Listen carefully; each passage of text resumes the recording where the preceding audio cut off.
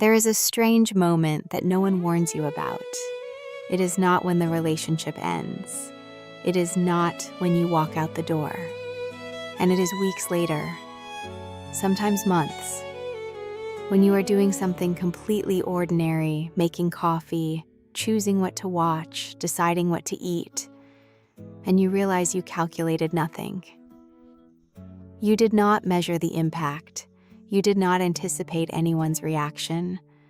You did not prepare to defend your choice. You simply chose. And that small, almost ridiculous freedom breaks you open because you realize how long you spent doing the opposite. There is a kind of relationship that does not end with a fight. It does not end with betrayal. It ends from the inside out, slowly, in silence. You stop saying certain things because you already know how the other person will react.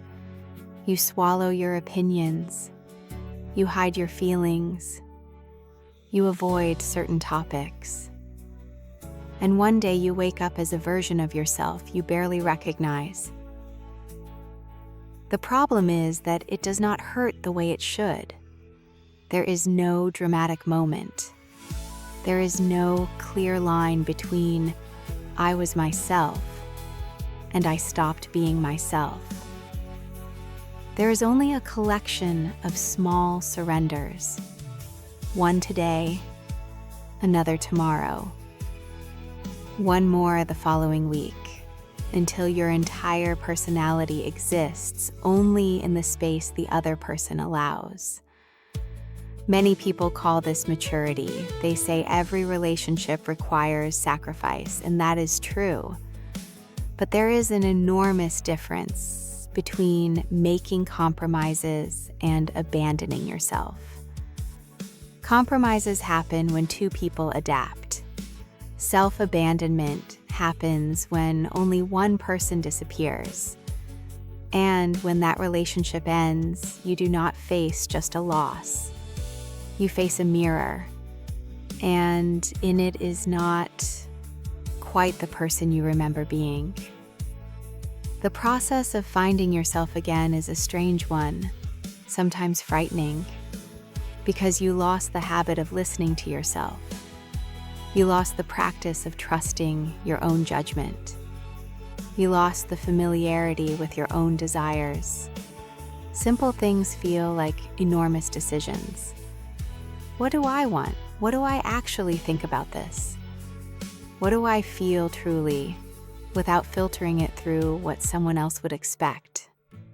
But little by little, and this is what no one tells you, you start to remember. You remember you had opinions before you learned to hide them.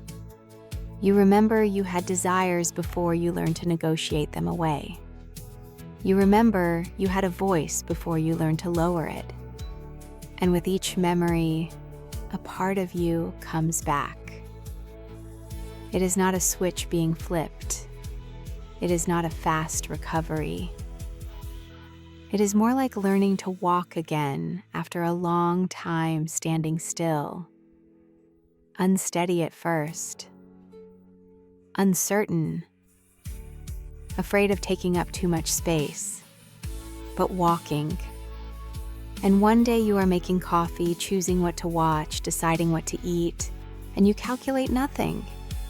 You simply choose. And you understand that this small, ordinary freedom is exactly what looked like love but never was. Love does not ask you to disappear to fit into someone else's life. True love creates space for two people to exist whole.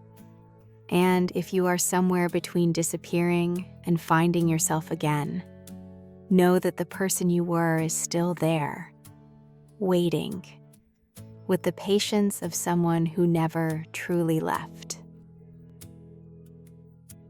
Book reflection. In Women Who Love Too Much, Robin Norwood describes how many people build their identity around pleasing or rescuing the other person, until they no longer know who they are outside of the relationship. The process of finding yourself again begins when you realize that your place in the world does not depend on anyone else's approval. Film to reflect on eternal sunshine of the spotless mind shows how we try to erase what hurts. But the truest parts of who we are always find a way back. Sometimes finding yourself again is not about forgetting. It is about having the courage to remember. Emotional practice of the day. Take a piece of paper and answer, what was the last time I did something simply because I wanted to, without considering anyone else's reaction? Is there an opinion, a desire, or a part of me that I learned to hide inside this relationship?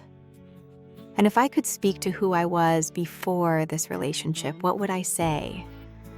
There is no right answer. There is only the beginning of a conversation with yourself. I want to talk about something I see very often. People come to me after the end of a relationship, and the first thing they say is not, I miss him or I miss her. The first thing they say is, I don't know who I am anymore. And that is an important signal. Not of weakness, not of emotional dependency. It is the signal that at some point you began to use the other person as a mirror. And when the mirror disappears, you no longer know what you are looking at. Psychologically, this process has a name. We call it emotional fusion, when the boundaries between yourself and the other person's self begin to dissolve. You start to feel what they feel, to want what they approve of, to exist within the space they define. And this does not happen because you are weak. And it happens because you learned, perhaps very early, that being accepted required constant adaptation.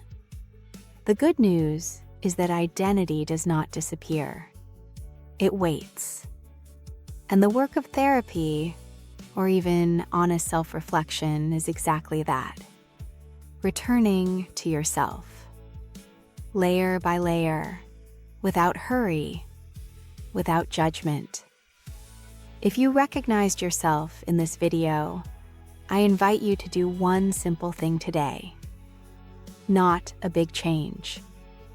Not a difficult decision, just one small choice, entirely your own, without calculating the impact on anyone, because that is how the return begins, one choice at a time.